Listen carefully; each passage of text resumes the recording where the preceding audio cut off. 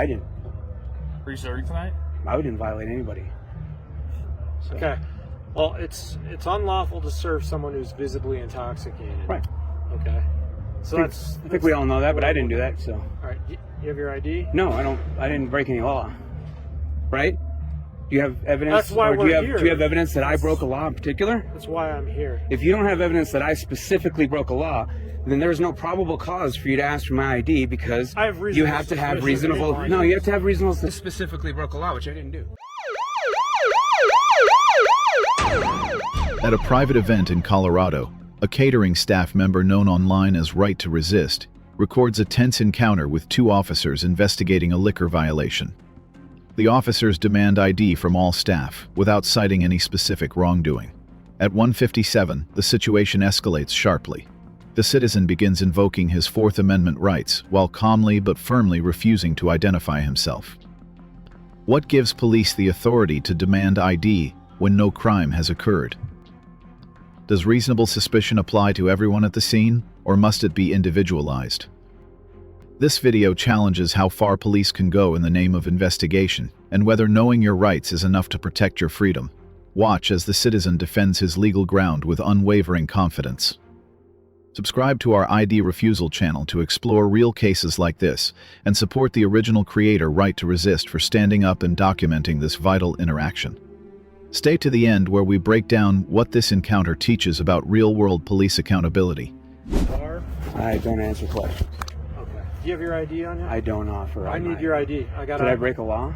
There's potentially a liquor violation. Yes. Yeah, I didn't. Are you serving tonight? I didn't violate anybody. So. Okay. Well, it's unlawful to serve someone who's visibly intoxicated. Right. Okay. So I think we all know that, but I didn't do that. So. All right. You have your ID? No, I don't. I didn't break any law. Right? Do you have evidence? That's why do you we're have here. Do you have evidence that I broke a law in particular? That's why I'm here. If you don't have evidence that I specifically broke a law, then there's no probable cause for you to ask for my ID because you have to have reasonable. No, you have to have reasonable. Specifically broke a law, which I didn't do. Listen, I'm very careful about who I serve, and that's all I'll say. listen. I have reasonable. That's why I'm suspicion. recording. Okay, that's fine. You can record. I'm recording too. Yeah, well, that's good. I have reasonable suspicion that there was a violation. By who? A liquor violation by the people serving alcohol here tonight. Okay. Again, I still don't understand what that has to do with me. I'm just here working a catering event. I'm here working for the staff. So. I already explained that to you because I was told that you were also serving alcohol at the bar tonight. Okay, by two other employees here.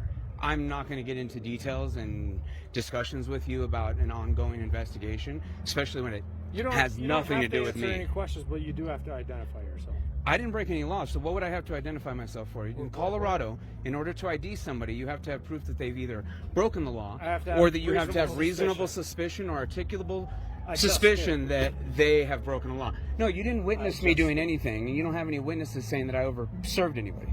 So I don't Do I need to detain you and... What would you detain me for?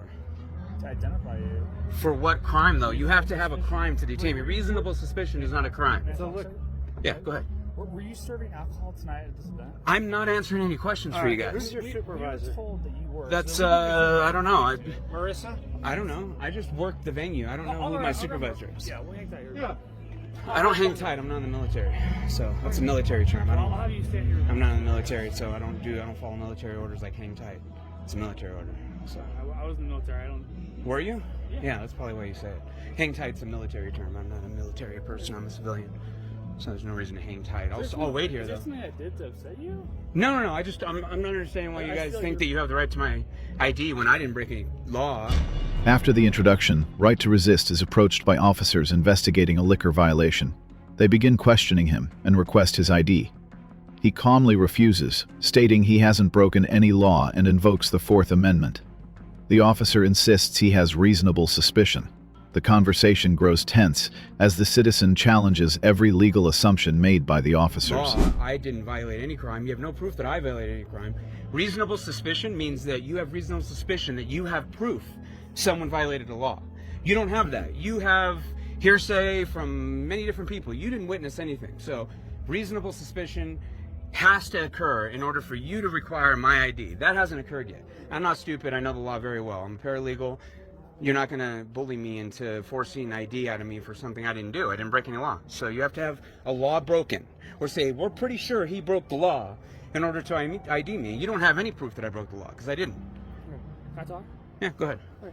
So, from my training, reasonable suspicion is that I need to investigate what's going on. I have reasonable suspicion that bartenders were serving alcoholic beverages at this venue. Right, but you have to have reasonable suspicion that I personally broke the law. Yeah, you do. That's how it works. You can't just have blanket suspicion. I'm not gonna argue with you if you want to argue. Yeah, you can't have blanket suspicion. You have to have suspicion of an individual. We have the right to be free in our persons, and effects against unreasonable. Right. I have to have evidence. No. In order to even ask for my ID, you need to have a warrant, or you have to have reasonable, articulable suspicion or probable cause that a crime has occurred. You don't have that against me. I didn't. Reasonable suspicion that a bartender that was working here tonight. You have no reasonable suspicion that I was. Did you see me behind the bar? Or did you see me running around picking up glasses? We're gonna ask your supervisor and other people who work there. That still doesn't matter. I was running around picking up glasses. I'm recording. I was running around picking up glasses. I'm recording as well, and we agree to I'm literally running around with a tray in my hand. When you got here, you didn't see me serving anyone. Okay. Right? I'm not gonna argue with you. So I don't understand where your reasonable, articulable suspicion that I personally committed a crime is. You can suspect all you want. You can come back later and demand whatever you want once you have that, but you don't have that because I don't break the law. Okay.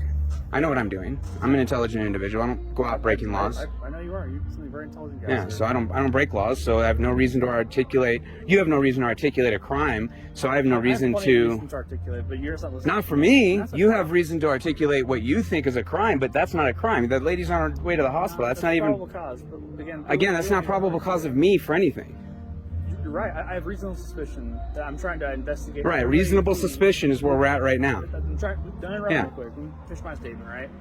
Reasonable suspicion that people who are working at this event who are serving alcohol served alcohol. And that is go ahead. Who served alcohol to these people here, right?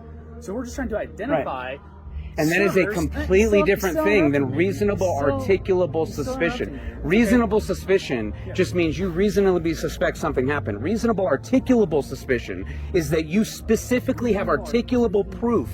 You have reasonable, articulable proof that one individual broke the law. That'd be probable cause. No. That's probable cause is the next. The tension intensifies as the officers insist on detaining right to resist to identify him. He challenges their understanding of reasonable suspicion. Worth it. Reasonable articulable suspicion, citing legal definitions. The conversation moves into legal technicalities, with right to resist asserting his knowledge as a paralegal and refusing to back down. Cause is the next step. After reasonable, articulable suspicion, then you interview everybody that you can, and if that gives you enough probable cause, then you have a probable cause statement to do an arrest. But you don't have a probable cause statement right now because I haven't admitted to any crimes. Right. Here because I didn't break the law. Yeah, right now don't have probable cause. I didn't break the law though. I have reasonable suspicion to identify all bartenders. No, you don't. You have reasonable suspicion to come and try to do what you got to do to try to fulfill your investigatory quota, but that doesn't have anything to do with me. Yeah, your boss requires that you investigate a crime. You don't get to just come, look around and say everything looks fine here and leave. Your boss requires that you spend a certain amount of time investigating the crime, that you attempt to find out who was at fault for whatever crime. You don't get to just see that a crime happened and walked away and ignore it. You're claiming my chief tells me I have a quota to me? I don't know who tells you. Probably your captain. Usually it's a street sergeant or a road captain. I have a commander. You have a street sergeant, likely. Yeah. So your street sergeant's probably the one that mandates it. Your captain mandates it to him, and your chief mandates it to your captain or your whatever. I know a lot about him. I've been a police accountability activist for 2 decades now, so I know quite a bit about law enforcement. All right. I don't understand why I'm still out here. I have work to do. Am I breaking the law in some way that you have the right to detain me? I am detaining you if you're not identifying yourself. I'm trying to identify. In order to detain me, you need to have reasonable, articulable suspicion that I specifically committed a crime. Am I being detained, or am I free to go right now? You're not free to leave. Okay, so I'm being detained right now. Yeah. Because you suspect me of a crime. I have reasonable suspicion to identify all bartenders here. You're not giving me your ID. All I want is to identify. Oh, I know. That's all cops want. You want to be able to violate our rights willy-nilly without any regard for the Fourth We Amendment. don't need to argue. I know, you guys don't like the Fourth Amendment. The Fourth Amendment stops you from finding out who everyone I is. love the Fourth. Well, if you did, then you would understand right now that you don't have reasonable articulable suspicion, definitely don't have probable cause, so you have no reason to be talking to me right now. I have no... Right to Resist repeatedly asks whether he is being detained and under what legal authority. The officer confirms detainment, citing reasonable suspicion of bartenders serving intoxicated individuals. Right to Resist counters that this does not apply to him personally. He presses for the officers to clarify their authority, while remaining firm in his refusal. Now, I have no reason to be detained. This is an unlawful detainment. I have work to do. I have to get back to work. Can I go ahead and get back to work now? Not yet, sir. Sergeant Murdoch said he's talking to your supervisor, trying to figure out who you are. He's sure not willing to give me your name. You have no right to that information. You need to go do your job. Me being, obedient has nothing to do with your job. You need to go do your job.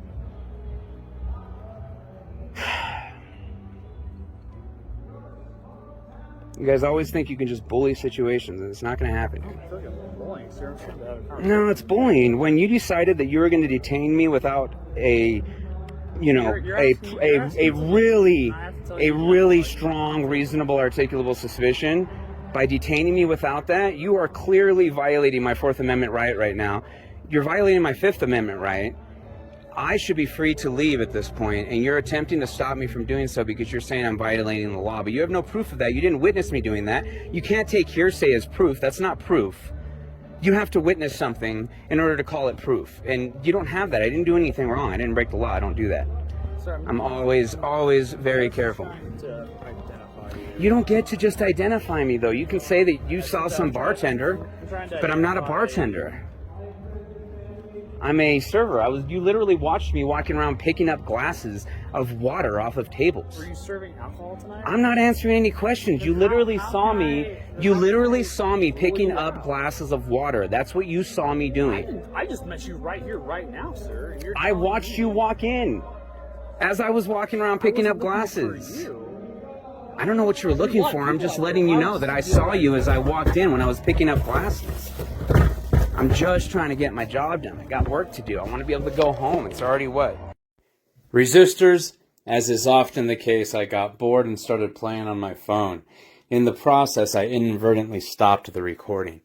Not much happened in the time frame between where I cut it off and where it picks back up, but there was small discussion about my status as a detained individual and when I was going to be released.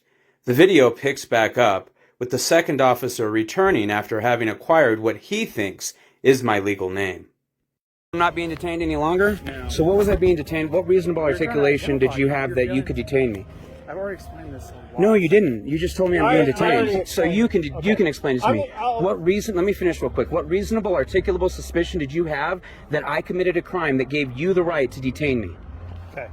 We get called here because there's an unconscious female that was reported that she had been served 7 or 8 alcoholic beverages. None of that's my problem. No. Don't interrupt. Don't interrupt. Yeah, I get it, but that's All not right, my we're problem. done. We're out of Yeah. here. See you later. Y'all have a great day. That's just not my problem. You know I'm what I not mean? going to argue with you. Yeah, I'm not going to argue with you either. Have a good night. Thank you.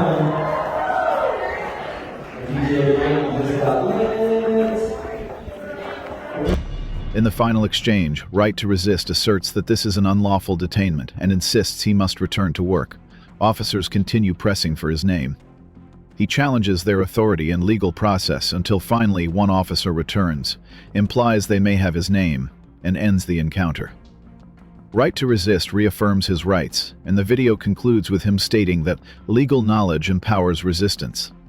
This real encounter between Right to Resist and Colorado officers shows how powerful legal knowledge can be when facing overreach. Despite being calm and articulate, the citizen was detained without clear, individualized, reasonable suspicion, a violation of the Fourth Amendment. Officers' conduct earns a C. While not violent, they failed to establish articulable suspicion tied to the individual. Right to Resist earns an A for maintaining composure, citing law accurately, and exercising lawful ID refusal. Under Colorado law, officers may only demand ID if they have reasonable, articulable suspicion that you personally committed a crime. Legal takeaway. You have the right to refuse ID unless the officer can explain why you specifically are under suspicion. For more real-life lessons in lawful resistance, subscribe to ID Refusal and support the original channel Right to Resist. Stay informed, stand firm, and know when to say, "I don't answer questions."